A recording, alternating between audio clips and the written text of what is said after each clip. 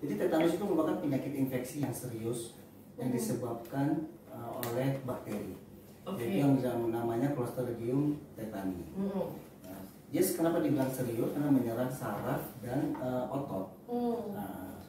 Nah, uniknya bakteri ini, Clostridium tetani ini, dia kalau dilihat di bawah mikroskop itu berbentuk seperti spora. Seperti ada pelapis pelindung. Oh, spora yang pelapis pelindung. Oke. Pelapis pelindung. Dia bisa biasa ditemukan di tanah, di kotoran manusia dan kotoran hewan, dan di benda-benda yang berkarang, dan tahan terhadap pemanasan, tahan terhadap lingkungan yang tidak ada oksigen. Tahan terhadap lingkungan yang tidak ada oksigen. Jadi tetanus itu setelah kejadian tertusuk 4-12 hari, gejala awal biasanya ya kita nggak nyangka ya, kayak demam, suhu meningkat. Tapi yang paling khas gejala klinis dari tetanus ini adalah kekakuan pertama kali dari otot rahang. Oh, di sini. Nah, tidak bisa membuka mulut dari mulai derajat ringan sampai derajat yang berat. Oke. Kedua adanya nyeri menelan atau yang disebut dengan disfagia. Lama-lama akan menyebar ke kekakuan dari otot-otot leher dan otot-otot punggung. Ya. Dan ciri khas lagi dari tetanus ini, pasiennya tetap sadar. Tetap sadar dengan kekakuan otot, sehingga kalau pasiennya itu diangkat seperti papan. Nah, yang disebut sebagai epistotonus. Karena dia kekakuan otot rahang, jadi buka mulut susah, sehingga dia wajahnya seperti wajah menyeringai, selalu menyeringai gitu. Kayak film Smile ya? Mungkin dia tetanus ya.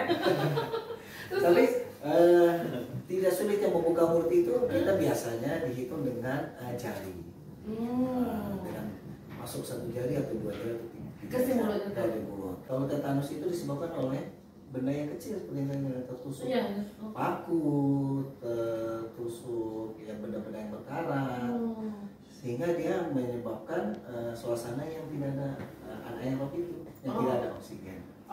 Jadi kalau luka besar malah ada udara yang terbuka malah itu malah nggak apa-apa. Ini salah satu yang mengancam nyawa jika ada otot-otot pernapasannya sudah menyerang kepada otot-otot pernapasan. Nah, dia sulit bernapas sehingga akan menimbulkan mengancam nyawa. Nah, yang mengancam nyawa ini adalah tetanus yang memang sulit untuk bisa diobati. Terlambat, bukan sulit diobati. Udah bukan sulit lagi, terlambat. Stadiumnya udah meningkat. Untuk kita udah menyerang otot-otot pernapasan sehingga tidak ada kuatnya bernapas. Kalau anak-anak itu memang harus segera dibersihkan lukanya dan diberikan antibiotik.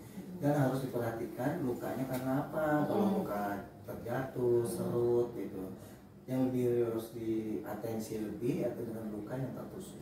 Ya, yang pertama harus diperhatikan jenis lukanya. Kalau lukanya luka serut, luka lecet itu coba dibersihkan dengan kalau bisa cairan steril, kalau nggak bisa dengan air mengalir, lalu dengan diberikan dengan zat antiseptik, betadine atau apa. Kalau luka-luka tusuk ada baiknya harus segera ke fasilitas tusuk paku sehingga untuk diperlebar lukanya itu. Sebenarnya sih kalau dikeluarin juga nggak ada masalah, yang penting prinsipnya lukanya itu harus dibuka, diperlebar dan dibersihkan. Buka, diperlebar, dibersihkan ya. Harus bisa dapat dicegah. Pertama, kenali kita jika ada luka segera bersihkan luka tersebut dengan cairan yang bersih, dengan sabun, dengan atau apa, lalu dengan berikan antiseptik yang ada di rumah. Kedua, atensi akan kita harus lebih memperhatikan terhadap luka-luka tusuk, apalagi luka tusuk yang bersifat kecil seperti paku, peniti, segala macam, itu harus lebih diperhatikan. Yang ketiga, jalanilah vaksinasi sebaik mungkin pada saat khusus pada ibu hamil dan pada anak bayi, program pemerintah dijalankan. Itu salah satu pencegahan terjadinya timur tengah.